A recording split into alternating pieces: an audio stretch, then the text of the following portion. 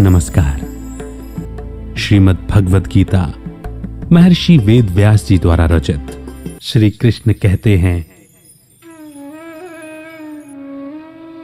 जो मनुष्य परमात्मा के भाव में पूरी तरह से लीन रहता है, उसे अपने आध्यात्मिक कर्मों के योगदान के कारण अवश्य ही भगवत धाम की प्राप्ति होती है, क्योंकि उसमें हवन आध्यात्मिक होता है और आहुति भी आध्यात्मिक होती है।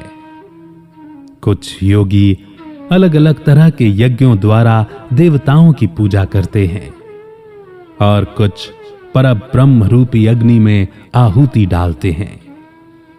इनमें से कुछ योगी अपनी सभी क्रियाओं और इंद्रियों को मन के नियंत्रण रूपी अग्नि में स्वाहा कर देते हैं, तो दूसरे लोग इंद्रियों के विषयों को इंद्रियों की अग्नि में स्वाहा कर देते हैं।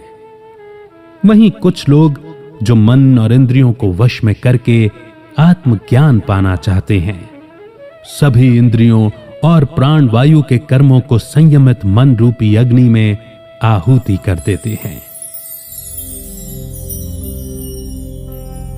इस श्लोक में अलग अलग यज्ञों यानी आत्मभाव में टिक जाने के बारे में बताया गया है।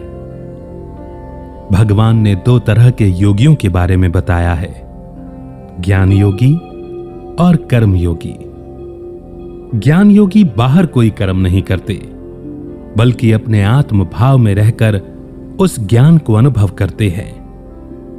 ज्ञान योगी जानने की इच्छा रखते हैं। कर्म योगी बाहरी दुनिया में किसी कर्म को करके ज्ञान हासिल करते हैं।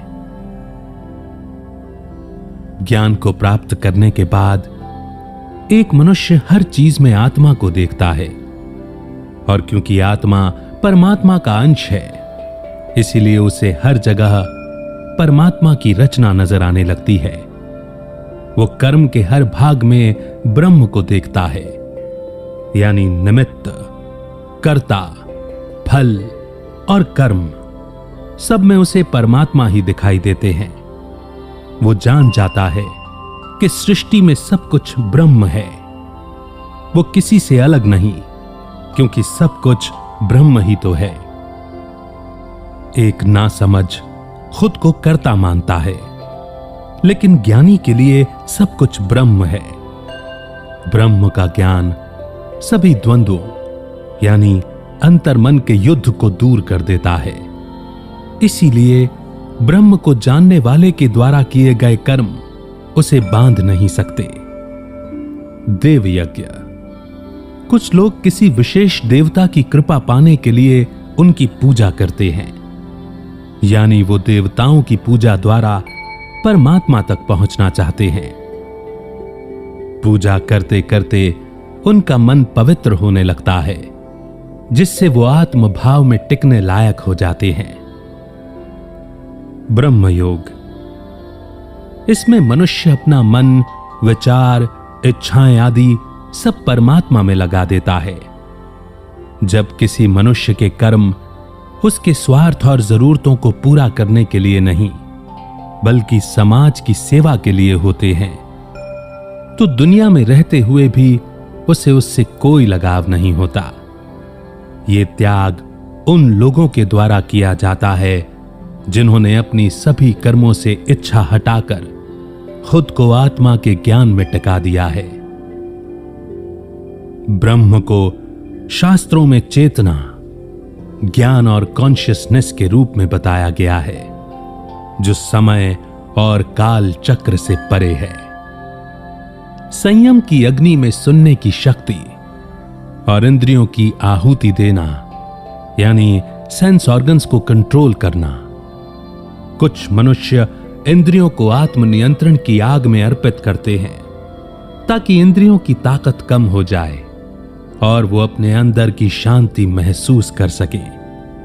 इसका मतलब है कि अगर इंद्रियां कुछ गलत देख रही हैं, सुन रही हैं, चाह रही हैं, तो उससे उन्हें हटाकर अपने अंदर की ओर मोड़ना।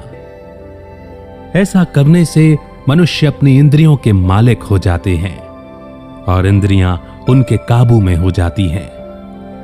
इसके बाद जैसा वो चाहते हैं, इंद्रियां सिर्फ वही जाती हैं, वही देखती हैं, सुनती हैं, करती हैं जो उचित है। जितना ज्यादा हम सेंस ऑर्गन्स को संतुष्ट करते हैं, उतना ही वे और भी ज्यादा मांगने लगते हैं और ये एक अंतहीन सिलसिला बन जाता है। इसीलिए परम शांति को अनुभव करने के लिए इंद्रियों को आत्म नियंत्रण के माध्यम से वश में करना ही इकलौता तरीका है। यह आत्म नियंत्रण का रास्ता है जो यज्ञ कहलाता है। आत्म नियंत्रण का हर तरीका जहां मनुष्य परम आनंद के लिए अहंकार और भोग का त्याग कर देता है और वासनाओं को छोड़ देता है, उसे बलिदान या आहुति कहा जाता है। इंद्रियों की अग्नि में शब्दों और सेंस ऑब्जेक्ट की आहुति देना, यानी सेंस ऑर्गन्स जिनसे आकर्षित होते हैं, उन पर कंट्रोल करना। इस तकनीक में जो चीजें इंद्रियों को लुभाती हैं, उन पर कंट्रोल किया जाता है, ना कि इंद्रियों पर। यानी मनुष्य को जो दिख रहा है, जो उसे सुनाई दे रहा है, उसका उस पर कोई प्रभाव होना बंद हो जाता है। इसमें बाहर की चीजों का मनुष्य पर असर होना बंद हो जाता है। इसमें इंद्रियों की अग्नि में संसार की जो चीजें इंद्रियों को आकर्षित करती हैं, उन्हें आहुति की तरह अर्पित किया जाता है और कामुक भावनाएं आध्यात्मिक भावना में बदल जाती हैं। यहां दो बिल्कुल अलग और विपरीत तरह के त्याग के बारे में बताया गया है। एक में इंद्रियों पर कंट्रोल किया जा रहा है और दूसरे में इंद्रियां सब देख रही हैं, सुन रही हैं, पर उसका मनुष्य पर कोई असर नहीं होता, क्योंकि सेंस ऑब्जेक्ट के प्रति उसके भाव समान हो जाते हैं। अलग अलग होने के बाद भी दोनों का एक ही उद्देश्य है, यानी मन की शुद्धि। ईश्वर को बेहतर तरीके से समझने के लिए अहंकार और इंद्रियों पर नियंत्रण करना, इसे आत्म संयम योग कहा जाता है।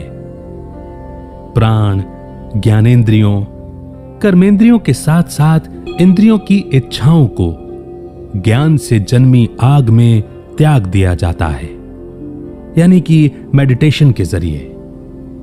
यहां बताया गया है कि सभी गतिविधियों से मन हटाकर मनुष्य मन को आत्मा पर लगाता है।